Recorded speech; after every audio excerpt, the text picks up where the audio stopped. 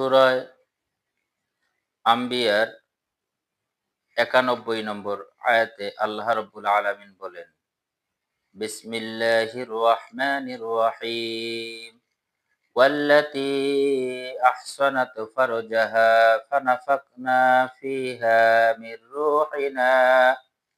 মির রূহিনা ওয়াজআলনাহা ওয়াবনাহা আয়াতুল লিল আলামিন।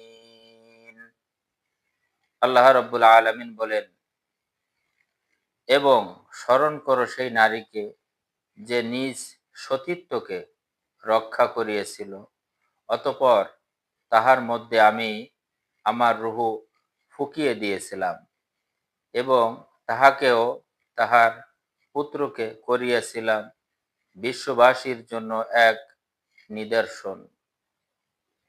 এ জায়গায় হযরতে ঈসা আলাইহিস সালাতু ওয়াস সালামের কথা আল্লাহ পাক উল্লেখ করেছেন। বুদ্ধির ধার বেশি নাকি কোরআনের ধার বেশি? আপনারাই বলুন।